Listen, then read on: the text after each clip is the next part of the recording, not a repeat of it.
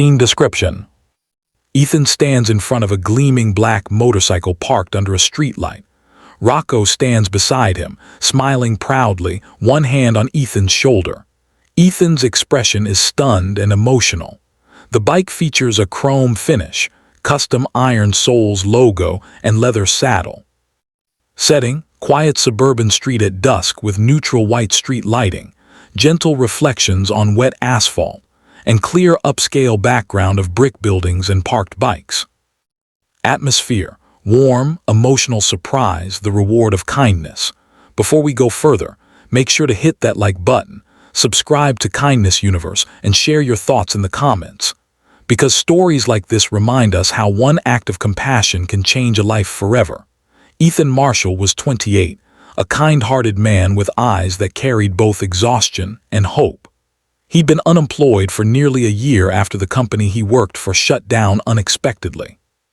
His savings evaporated fast, and soon, so did his confidence. Yet, every morning, he woke up determined to try again. Today's interview was with a prestigious construction firm, a position that could finally lift him out of the hole he'd fallen into. As he crossed a desolate stretch of road just outside the industrial district, the world around him felt oddly quiet. The hum of traffic faded, replaced by the distant cry of a crow and the soft whisper of the wind. That's when it happened. A violent screech ripped through the air, tires against asphalt, followed by a crash so loud it echoed through the empty street. Ethan froze. His heartbeat quickened as he turned his head toward the sound. A biker had lost control and slammed into a guardrail. The motorcycle lay twisted on the road, smoke curling from its engine. And beside it, a man sprawled motionless, his black leather jacket soaked in blood. For a moment, Ethan's instincts warred with reason. He glanced at his watch, only 10 minutes left until the interview. If he didn't make it on time, the opportunity was gone. His mind screamed, "Keep running. Someone else will help," but his heart wouldn't let him move. He dropped his folder and sprinted toward the wreck. The biker was in his late 30s, tattoos snaking down his arms, helmet shattered beside him. His chest rose in shallow, uneven breaths. Ethan knelt down, trembling, and pressed 2 fingers against the man's neck. Faint pulse. "Hey, can you hear me?" Ethan shouted, shaking his shoulder. No response. He grabbed his phone, hands shaking, and dialed emergency services. While waiting for help, Ethan did what he could, tearing off his own shirt to press against the biker's bleeding side, whispering words of comfort. "Stay with me, man. Don't close your eyes. Help's coming." The biker's fingers twitched, his lips parting to murmur something incoherent. Ethan leaned closer and caught the faintest whisper, "Tell my brothers," before the man slipped back into unconsciousness. Minutes stretched like hours until the distant wail of an ambulance sliced through the silence. When the paramedics arrived, they took over swiftly. One of them, noticing the blood on Ethan's hands, said, "You probably saved his life. If you hadn't stopped, he'd be gone."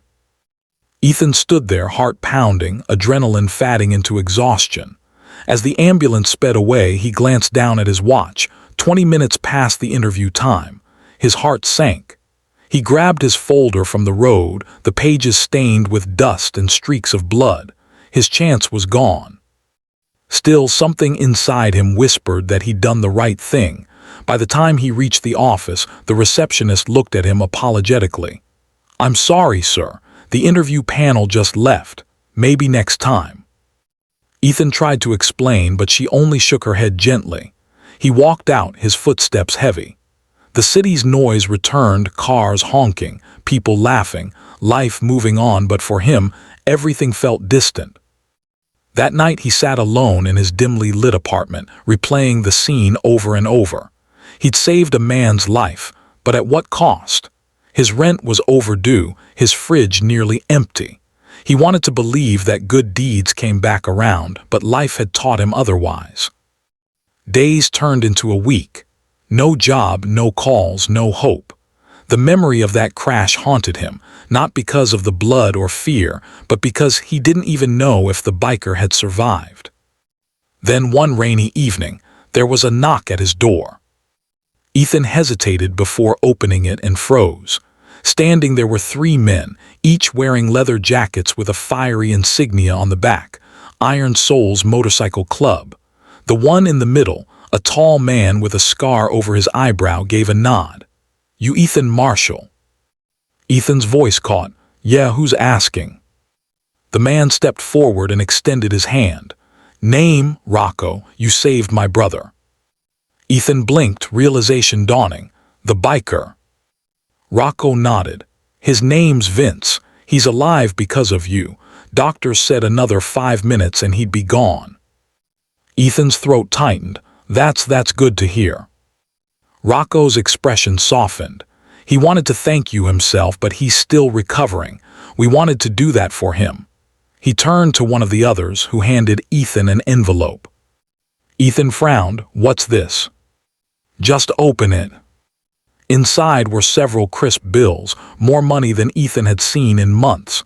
"I can't take this," he said, shaking his head. "I didn't do it for money." Rocco smiled. "We know. That's exactly why you deserve it. But that's not all." He motioned for Ethan to follow. Outside the building, parked under the streetlight, was a gleaming black motorcycle, polished chrome, shining rims, custom made with the Iron Soul's logo engraved subtly on the tank.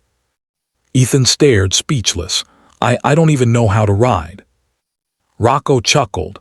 "Then we'll teach you. Vince said you gave him a second chance. He wants you to have one too." Ethan swallowed hard, overwhelmed. "I lost a job that day," he said quietly. "Didn't think I'd gain anything." "You didn't lose anything, brother," Rocco said, clapping his shoulder. "You found us, and trust me, that's worth more than any paycheck." Over the next few weeks, the biker club became Ethan's unexpected family. They taught him to ride, to trust again, to find strength in camaraderie. For the first time in years, he didn't feel alone. They even connected him to a construction company owned by one of their supporters. The same kind of job he'd been chasing, only better. One sunny afternoon, Ethan visited Vince at the hospital. The biker's face lit up when he saw him. "Guess I owe you my life, huh?" Vince joked, his voice raspy but full of warmth. Ethan smiled. "You don't owe me anything. I just did what anyone should." "Not everyone would have stopped," Vince said softly. "You did. That makes you one of us." Tears welled in Ethan's eyes as he realized how much had changed, how a single act of kindness, done without expectation, had rewritten the course of his life. If this story touched your heart, don't forget to like, share, and subscribe to Kindness Universe.